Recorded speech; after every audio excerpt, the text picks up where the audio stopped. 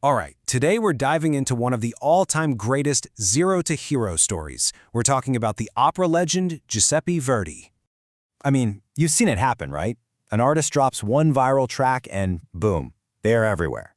But imagine pulling that off almost 200 years ago, with no social media, no streaming, nothing.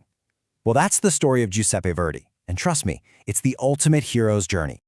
Okay, so every hero has an origin story. And Verdi's begins in a place you would probably never expect. So check this out. Verdi was born way back in 1813 in this tiny Italian village, and his family didn't have a lot of money. But he had this raw talent that you just couldn't ignore. He started out playing the organ at his church, and this local patron, kind of like an old-school talent scout, spotted him and was so impressed that he actually paid for Verdi's music education. And Verdi just ran with it, writing his first opera as a young man. You could tell right from the start this guy was determined. But, like in any good video game or movie, the hero's gotta face a major challenge. And for Verdi, this was basically his first big boss battle. And, it did not go well. So get this, his first opera, Oberto, actually did okay. It's like posting your first YouTube video and getting some good comments. You're feeling good, right?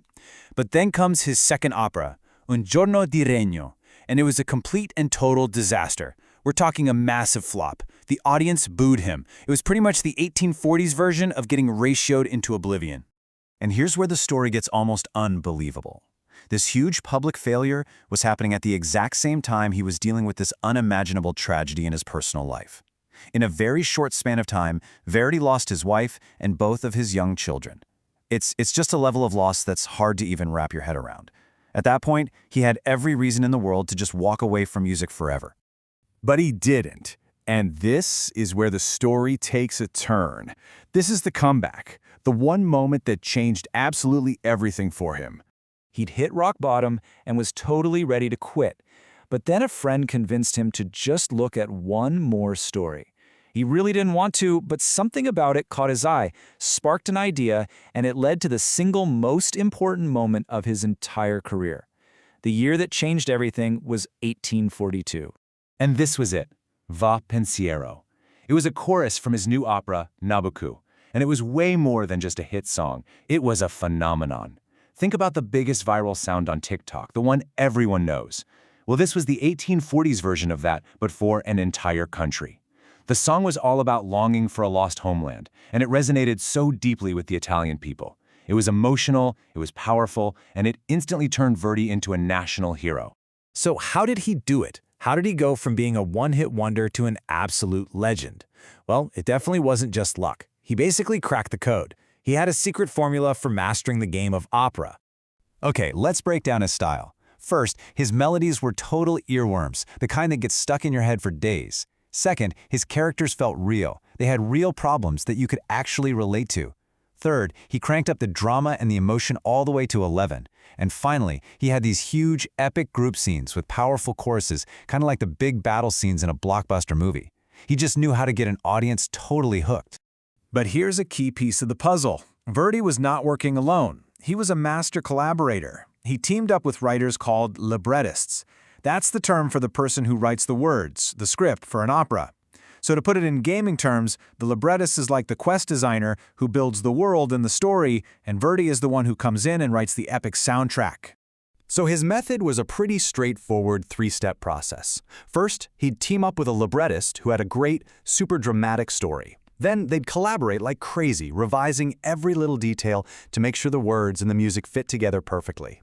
And finally, he would write music that took all the emotions from the story and just made them explode. It was a formula that he would use to create hit after hit. And with that formula on lock, Verdi entered the final phase of his career. At this point, he wasn't just a star anymore. He was a full-on legend. He had basically unlocked God mode. Let's just run through his greatest hits playlist for a second. You've got Rigoletto, this super tragic story about a court jester. You've got La Traviata, an iconic love story with music you've almost definitely heard before. Then there's Aida, this massive blockbuster set in ancient Egypt, and Otello, where he took a Shakespeare play and turned it into an unbelievably intense musical drama. Just one classic after another. And his fame didn't just stay in Italy. No way. He started at his home base, of course, but then he became a continental star all across Europe. And eventually, his influence went global. His music was performed everywhere, from Paris to London, and he inspired a whole generation of composers all over the world. So what was the driving force behind all of this? It really all came down to one simple but powerful idea. Music should express human emotion clearly and powerfully. That was it. That's what he cared about more than anything, making you feel something. So what's the big takeaway here? It's that Verdi's journey from a kid in a tiny village to a national hero shows that with enough dedication, you can turn even the most painful failures into legendary success. And that leaves us with one final thought. Who's the musical superstar today who tells powerful stories that connect with millions of people? Who do you think is the Giuseppe Verdi of our time? Something to think about.